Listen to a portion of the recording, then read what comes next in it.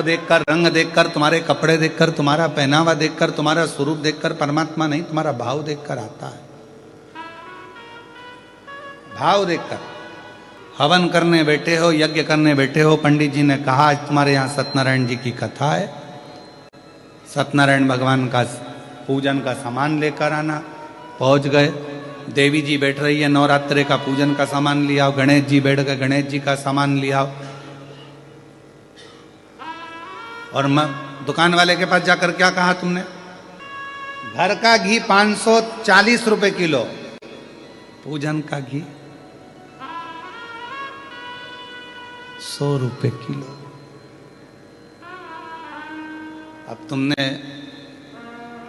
दुकान वाले को भी मालूम है कि ये सत्यनारायण का पूजन का सामान चाहिए, तो सड़ी हुई खारक, सड़ी हुई बादाम, एकदम सफेद कपड़ा झर्री जैसा, पूरा मुंह देख लो। 16 मातृ का बनाने का कपड़ा ऐसा झर्री लाल कलर का, किसी काम का नहीं। चावल भी ऐसे बांधे जिसमें घुनी घुन, गेहूं ऐसा बांधा, सिंगाड़े भी दिए सूखे वाले तो उसमें घुन भरे पड़े हैं। भैया गणेश जी बिठाना है, पूजन का सामान दे देना, पूजन का घी दे देना। देवी जी बैठ रही है, देवी जी के लिए पूजन का घी दे दो। यज्ञ के लिए यज्ञ का घी दे दो। क्यों? क्योंकि उनको मालूम है दुकान वाले को कि यज्ञ में कौन सा घी देना है, सस्ता, हल्का, चर्बी मिला हुआ, चर्बी मिली हुई है, बेकार है, जो किसी काम का नहीं। जिस घी में बदबू मार रही हो वो परमात्मा के दिए के लिए, यज्ञ के लिए, अनुष्ठान के लिए दे दिया जाता है। क्यों? और घर का घी अच्छा, क्योंकि घर के लोग जरा सा भी घी गड़बड़ खा गए, हॉस्पिटल चले गए तो दुकान वाले को बंद कर दिया जाएगा। भगवान थोड़ी ना आके बोल रहा है कि मेरा हल्का घी है। और फिर सिर पे पल्लू लेके श्री शिवाय नमस्तुभ्यम, श्री शिवाय नमस्तुभ्यम। शंकर जी सोचे 100 रुपए किलो वाली अम्मा घर ले गई 500 का, लाई मंदिर 100 का। शंकर जी पे मल रही और क्या कह रही, बाबा 25 लाख रुपए अटके पड़े हैं, कहीं से दिलवा दो। भगवान के 100 रुपए किलो के घी में तो मैं प्रसन्न होने वाला नहीं हूँ। तेरी बहू 500 में प्रसन्न हो जाए तो उससे मंगवा ले जा, मुझसे क्यों मंगवा ले? हमारी यही कथा लोगों को बुरी लगती है, बस अंतर इतना सा। अब इसमें कुछ बुरा लगने वाली बात है क्या? पर विवाद लोग इसी में छेड़ देते हैं। महाराज ऐसा बोल, कौन ने कहा तुम 100 रुपए का घी दो या 50 रुपए का घी दो या 500 का घी दो?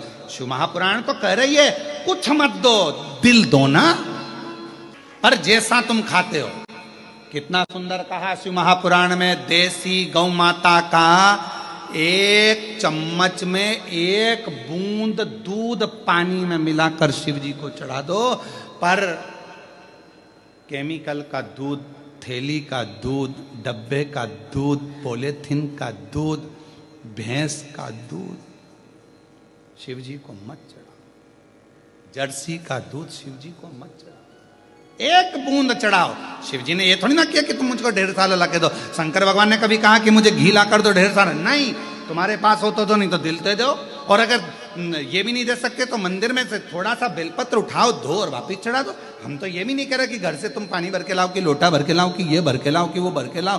तुम तो खुद अपने दिल में मुझे भर के लियाओ और आके एक बेलपत्र उठा के मेरी चढ़ा दो, बस, और कुछ भी नहीं चाहिए। अब हमने तो कहा भैया 1 किलो घर का घी बांध दो, बादाम का हलवा बनाना है, और देवी जी बैठने वाली नवरात्रे में, तो 1 किलो जोत लगाने का घी बांध दो।